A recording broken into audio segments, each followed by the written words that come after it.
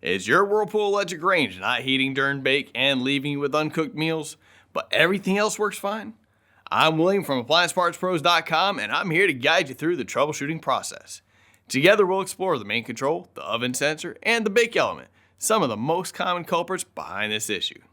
Even if this is your first time tackling an appliance repair, have no fear. It's easier than you think to diagnose and fix the problem. So let's dive in and get your range heating properly again. With over 2 million products in stock and the know-how to help you do it yourself, we are AppliancePartsPros.com. For today's work, we'll need a multimeter, a Phillips screwdriver, and a pair of pliers. Also, please remember that safety comes first. Don't forget to unplug your electric range or turn the breaker off. With the power disconnected, we're ready to get started and tackle the first step in troubleshooting your range. Grab a Phillips screwdriver and remove the 2 screws securing the terminal block cover. Slide the cover down and off, then set it aside. Next, remove the Phillips screws from the back cover. You can leave one screw loosely in place in the slotted cutout to help hold the panel while removing the others. Once the remaining screws are out, lift the panel off and set it aside. Locate the red wire at connection CON2, pin 7, and the red wire with a white stripe at connection CON4, pin 3.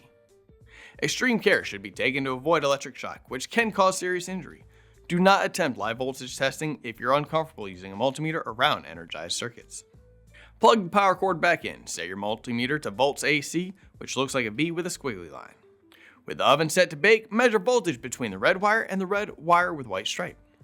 If you do not read 240 volts AC, the main control board is the likely issue, but we'll confirm by testing the sensor. If you read 240 volts AC, continue to the next step. If you'd like to know more about how to use a multimeter, we've put together a comprehensive tutorial for you, so check out the link in the description. Moving to the bake element, unplug the connector. Using a multimeter, test across the 2 red wires leading to the side of the oven. If 240 volts AC is present and the oven still doesn't heat, like we see here, the bake element has failed. If 240 volts AC is not present, turn the oven off, unplug the power cord, and continue with troubleshooting. Locate the oven sensor harness on the top right side and disconnect the wires. Set your multimeter to ohms, the symbol that looks like an upside down horseshoe. Test across the 2 wires on the oven sensor. A good sensor should measure between 1000 to 1200 ohms at room temperature. If the resistance is within range and no voltage was present at the main control in the earlier test, the main control board has failed. If the resistance is not within range, the oven sensor has failed. Since we found the bake element has failed, let's go ahead and replace it.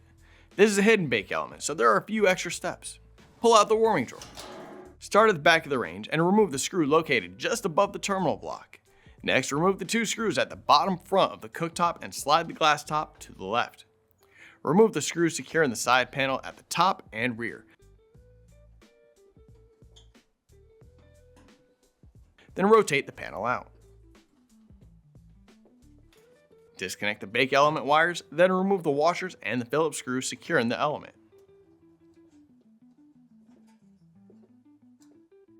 Moving to the front, we removed both side panels so that you can more easily see what we're doing. Press on the front of the hidden bake compartment shield to disengage it from the frame, then let it hang down. Press in at the front of the hidden bake retainer to release the 2 tabs. Then rotate the retainer down and pull it out. If needed, flex the side of the retainer slightly to free up the bake element and slide it out from the retainer ports on the left. At this point, the bake element can be removed.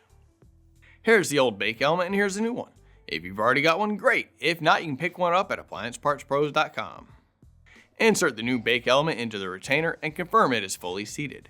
Make sure the side of the retainer is returned to its original position so the element is properly secured.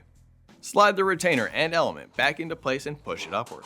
Press the front of the retainer until the tabs are secured into the oven frame.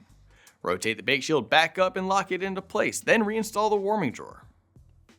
Move to the side and reinstall the washers, secure the screw, and reconnect the wires. Reattach the side panel and the glass top with the Phillips screws you removed earlier.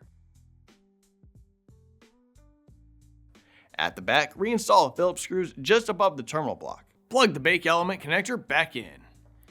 Reconnect the oven sensor wires, then secure the back panel and finally the terminal block cover. Plug the power cord back in. Once you've pinpointed the issue with your Whirlpool electric range, whether it's the main control, oven sensor, or bake element, make sure to jot down your model number and visit AppliancePartsPros.com to order the replacement part you need. Most orders arrive within just a couple of days, so you can get back to cooking in no time. When your new part arrives, refer to our easy-to-follow video guides for a seamless installation. We'd love to hear about your repair journey. Share your experience in the comments below.